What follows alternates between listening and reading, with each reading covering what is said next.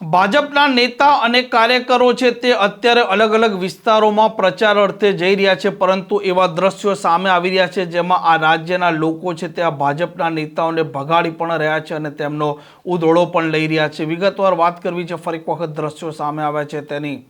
વૈષ્ણવજન તો તેને કહીએ જે પીડ પરાઈ જાનાને રે.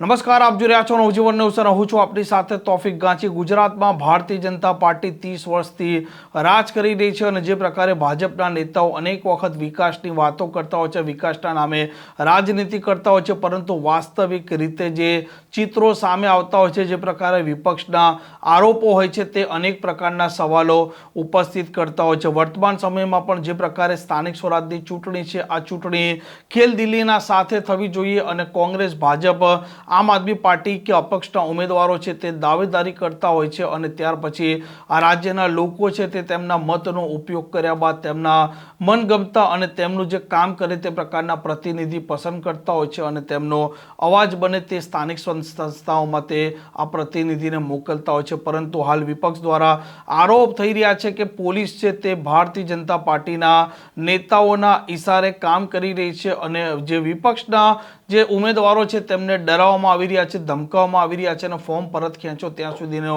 મામલો સામે આવી રહ્યો છે અને ભાજપના નેતાઓ અત્યારે અલગ અલગ વિસ્તારોમાં પ્રચાર અર્થે જાય છે, પરંતુ વાસ્તવિક સ્થિતિ તે પણ હવે આ વિરોધ જે થઈ રહ્યો છે તે જોતા સામે આવે છે કે દરેક જગ્યાએ વિકાસ નથી થયો. ઘણી જગ્યાએ પ્રાથમિક રોડ, રસ્તા, ગટર પાણીની સુવિધા પણ આજ સુધી નથી પહોંચીને આવી ઘટના ભુજમાંથી પણ સામે આવી હતી, જેમાં ભાજપના કાર્યકરો અને નેતાઓનો ઉધોળો લેવામાં આવ્યો છે. બેન જવાબ આપો. ભાજપમાંથી તમે પ્રચાર કરવા આવ્યા છો. ધવલભાઈ આવતા રહ્યો, તમે આવતા રહ્યો. વોર્ડ નંબર 8 માં વોર્ડ નંબર 8 માં તમે આવ્યા છો. નરસિંહ મહેતા નરના નગરમાં કયા મોઢે આવ્યા છો? જઈએ વોર્ડ નંબર 8 માં મને જવાબ આપો ને. તમે ભાજપ પર આવ્યા તો કયા મોઢે આવો છો વિસ્તારમાં? તમે જઈએ વોર્ડ નંબર 8 ના છોકરાઓ ગુજરી જાય તો તમે રોડ ઉપર ક્યાં ગયા એક્સિડન્ટ ટાઈમે? એક્સિડન્ટ ટાઈમે મનુભા તમે ક્યાં ગયા? કેમ એમના ઘરના સુધી પૂછા ન કરી? જવાબ આપો ને. ભાજપ પર આવ્યા છો વિસ્તારમાં ખાડા પડેલા કેમ યા ન આવ્યા? મનીષાબેન જવાબ આપો. જવાબ આપો મનીબેન. તમે ભાગો નહીં. ઢોલ બંધ કરો. જવાબ આપો ને. વોર્ડ નંબર 8 માં તમે કયા મોઢે આવો છો? બોલો ભાજપ વાળા, બોલો ભાઈ. તમે વોર્ડ નંબર 8 માં ધવલભાઈ કયા મોઢે વોર્ડ નંબર 8 માં આવ્યા છો તમે પ્રચાર કરવા? હાલો ભાઈ, અમને જવાબ આપો. તમે વોર્ડ નંબર 8 માં કયા મોઢે આવો છો?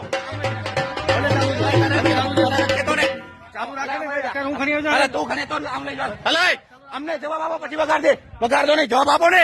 વોર્ડ નંબર 8 ના છોકરાઓ ગુજરી ગયા તમે ક્યાં ગયા હતા? એક પણ વ્યક્તિ બોલી શકતો બોલે અહીંયા. વોર્ડ નંબર 8 ના જે છોકરાઓ ગુજરી ગયા રોડ ઉપર એક્સિડન્ટમાં, મનુભા જવાબ આપો. ક્યાં ગયા હતા તમે? હવે નીકળ્યા છો બારે, પણ જવાબ આપો ને. 25 જણા છો, એક તો જવાબ આપો.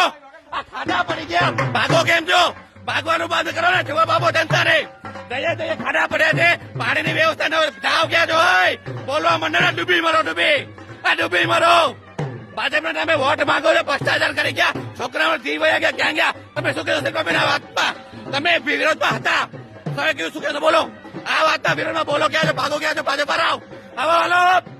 આમ ભલે ભાજપના દિગ્ગજ નેતાઓ વારંવાર સભાઓમાં દાવો કરતા હોય કે તેમણે અનેક યોજનાઓ થકી આ રાજ્યના લોકોનું કલ્યાણ કર્યું છે, પરંતુ આજે પણ એવી સ્થિતિ છે ગામડાઓમાં કે જ્યાં રોડ રસ્તાનો પણ પ્રશ્ન છે, પીવાના પાણીનો પણ પ્રશ્ન છે, ગટરનો પણ પ્રશ્ન છે, CCTVના પ્રશ્નો પણ નગરોમાં છે અને જે પ્રકારે ભાજપના નેતાઓ દાવો કરતા હોય છે, પરંતુ દાવાથી ઘણી વખત વિપરીત વાસ્તવિકતા પણ સામે આવતી હોય છે અને તે સ્થાનિક સ્વરાજની ચૂંટણીમાં દેખાતી પણ હોય છે. આ પ્રકારના સમાચાર માટે નવજીવન ન્યૂઝ ચેનલ સાથે જોડાયેલા રહો. નમસ્કાર.